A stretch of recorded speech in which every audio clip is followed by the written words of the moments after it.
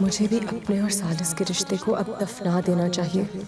और वैसे भी अब जो सालिस लौट कर आएगा वो मेरी मोहब्बत में थोड़ी आएगा। वो तो शिफा की मोहब्बत में टूटा हुआ सालिस होगा जिसे शिफा ठुकरा कर आई है।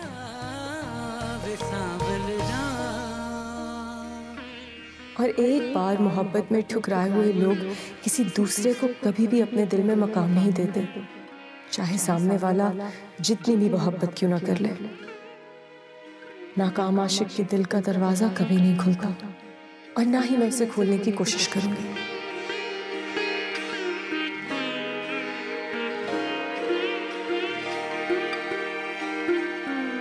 जरूरी नहीं है हर इंसान जो माफी मांगने आ जाए उसे अपनी गलती का एहसास हो। गलती का एहसास हुआ है तभी तो आया है ना। पता कभी कभी इंसान एक आखिरी ऑप्शन बन जाता है। जब बाकी सब ऑप्शंस चले जाएं तो उसे चूज करने के अलावा कोई चारा नहीं होता।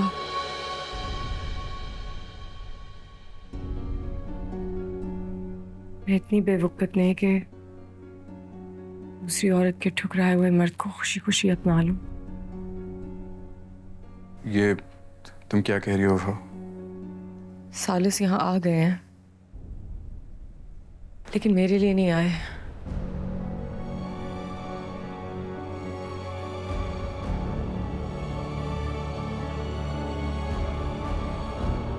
वो इसलिए आए हैं क्योंकि उनको शिफा ने छोड़ दिया है। ये इसलिए मुझे चूज कर रहे हैं क्योंकि अब ये शिफा को चूज कर नहीं सकते।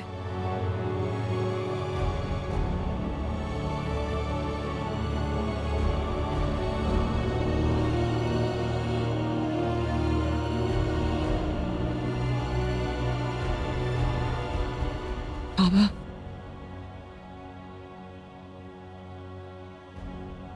भिजवा दे इनके घर। मेरा पेपर्स,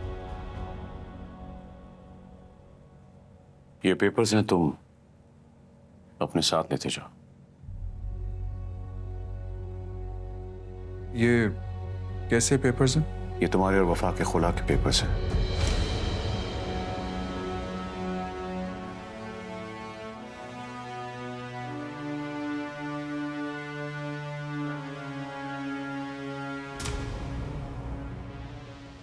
मुझे रिजेक्ट किया ना सालिस ने, और जिसकी खातिर किया उसने खुद उससे आज टुकरा दिया। इसे कहते हैं जो बोओगे वो काटोगे।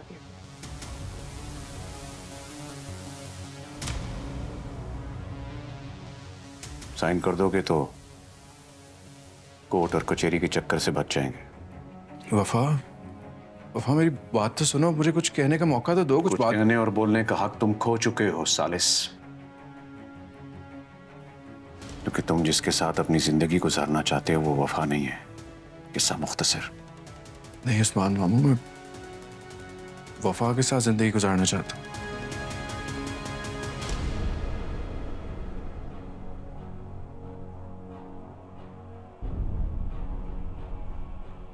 परवाह नहीं। तो तुम्हें गलत फहमी हुई है वफा। तुम ही मेरी फर्स्ट ऑप्शन और लास्ट ऑप्शन भी हो। इसलिए शिफा की मंगनी का सुनने के बाद आए हैं।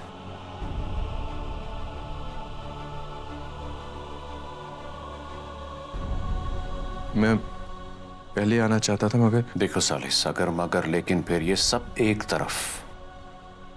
तुमने जो मेरी बेटी के साथ ज्यादती की है, ये जानने के बावजूद कि उसका असल मुजरिम मैं हूं।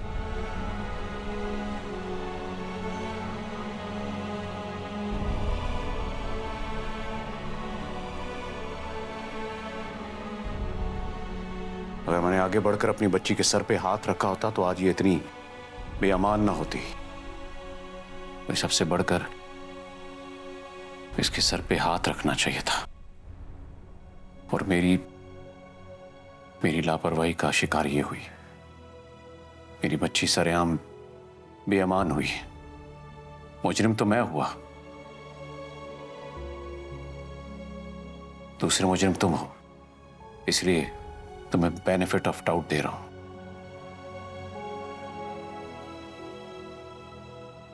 मेरी बच्ची तो डिजर्व करती थी कि उसे चाहा जाए, उसकी इज्जत की जाए। और बदले में क्या किया तुम लोगों ने? रुसवाई और जिल्लत थोप दी मेरी बच्ची के नसीब में। अब नहीं सालिस, मैं इसका फ्यूचर ऐसा देखता हूं जिसमें कोई पछतावा, कोई कॉम्प्रोमाइज ना हो। इसलिए अभी बहुत जिंदगी पड़ी है तुम लोग की। तुम अपनी पसंद में आजाद हो और मेरी बच्ची को भी अपनी पसंद में पूरी आजादी होनी चाहिए। इसलिए आज से तुम दोनों के रास्ते अलग अलग।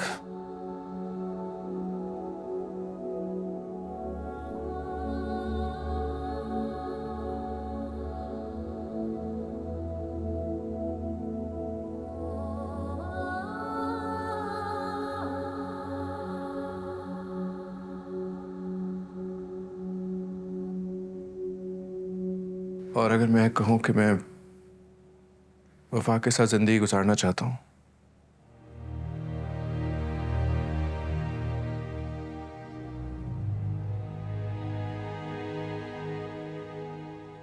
तो फिर मैं कहूंगा बहुत देर हो चुकी।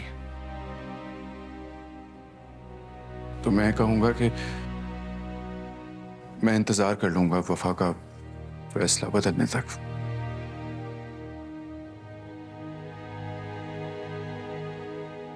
जो रिश्ता इतने आंधी, इतने तूफान में बचा रहा, उसको एक कागज का टुकड़ा भला कैसे खत्म कर सकता है? हमारा रिश्ता कभी इतना मजबूत नहीं था सालिस। था नहीं, वफा है। बहुत गहरा है, बहुत मजबूत है। मुझे नजर आ रहा है, आप लोगों को शायद बाद में दिख जाएगा।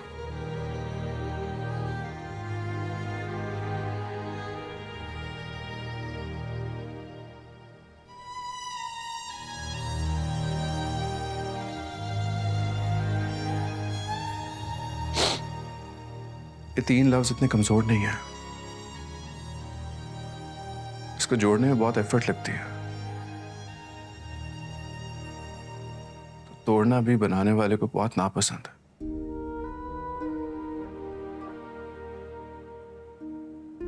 मैं जानता हूं कि मुझसे बहुत बेवकूफियां हुई है, बहुत गलतियां हुई है। अपनी जल्दबाजी में मैंने आप लोगों को बहुत तकलीफ पहुंचाई है, लेकिन मेरी गलती इतनी बड़ी तो नहीं है वफा कि माफी ना मिल सके।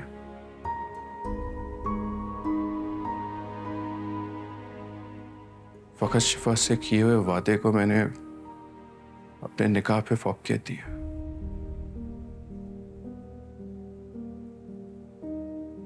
सालिस, प्लीज तुम शिफा का नाम मत लो। उसकी मंगनी हो चुकी है और शादी होने वाली है।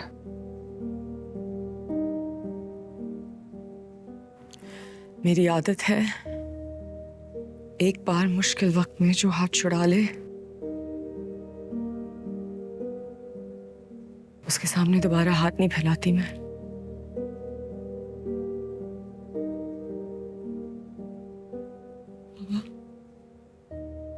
इस मसले को मुफ्ते तौर पे हल करने प्लीज। माफ कीजिएगा फजी, मैं इस मसले को मजीद बिगाड़ना नहीं चाहता, इसलिए कि कोर्ट कचहरी मुझसे ज्यादा दूर नहीं।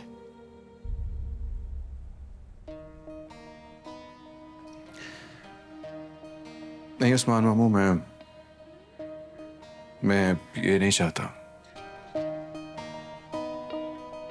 मुझे यकीन है इस बात का कि वफा भी ये नहीं चाहती।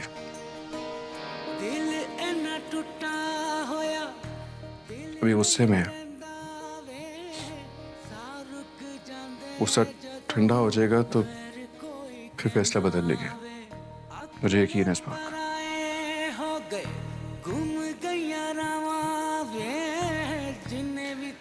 तब तक आप इन कागजात को बीच में मत लेकर आए।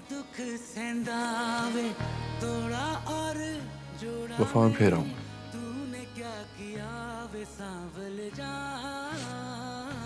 मैं बार बार आऊं, उस वक्त तक आऊंगा जब तक तो मुझे माफ नहीं करते थे।